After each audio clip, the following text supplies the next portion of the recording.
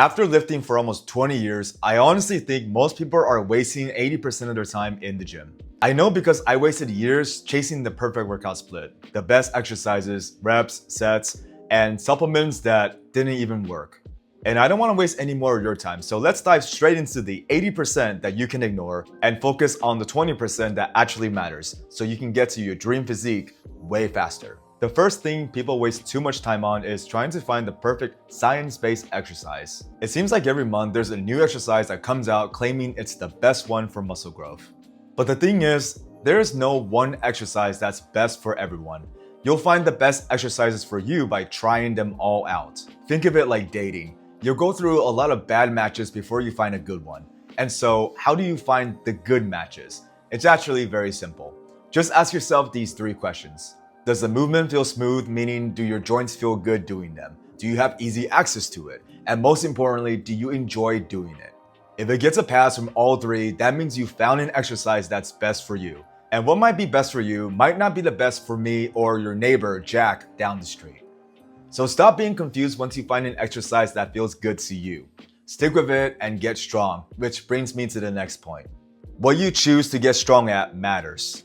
A lot of people waste so much time doing what I call the little movements, like a bicep curl. That was me when I first started lifting at 15. All I did was bicep curls. I never did big movements like a squat or a military press. And if you spend 80% of your time in the gym getting strong at the big compound movements, you'll build a majority of all the muscle your body is capable of building.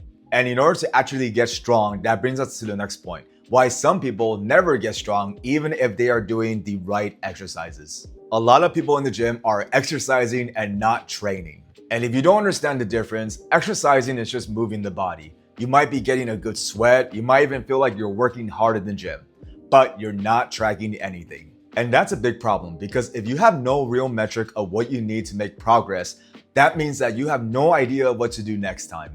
That's what training is. It's basically exercising with a purpose. And the purpose is to beat what you did last time in terms of adding a little more weight or doing one more rep. And that's what progressive overload is. So think of it this way.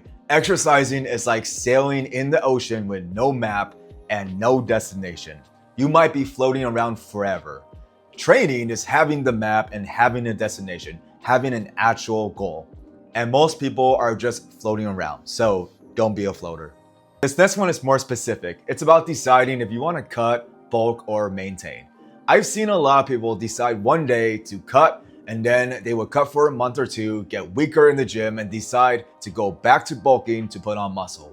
And I've seen the other way as well where someone will go on a bulk and a month later they start to look fluffy, it gets in their head and they decide to start cutting again. And both times they end up exactly where they were in the beginning.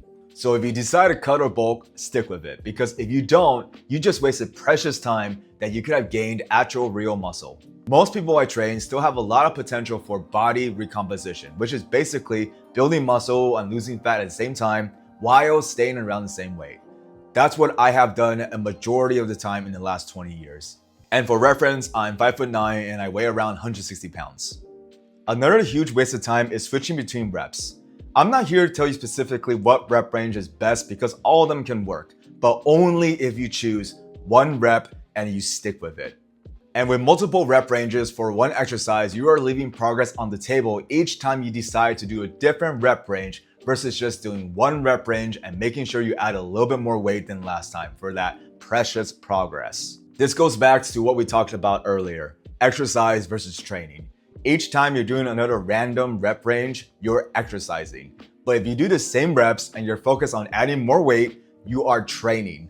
This is also why I prefer to train somewhere in the 10 rep range. It's just much easier to progress on because if you're doing reps of 30, it can still work, but eventually it might mentally drain you out because I cannot personally imagine doing 30 reps on a barbell squat for a PR each time I did legs. I would start to dread it. This next one is probably the worst because this one, you're not only wasting time, but you're also wasting money. When I was younger, I remember spending hours researching about glutamine, BCAAs, EAAs, which brand was best. And the truth is, you can build a great physique without supplements. Imagine 2 identical twins. One trains hard, tracks every workout, sleeps well, and eats properly without taking any supplements. The other buys every supplement on the shelf but never trains consistently. Which one do you think ends up with a better physique? Nothing beats old-fashioned good training, diet, and proper recovery.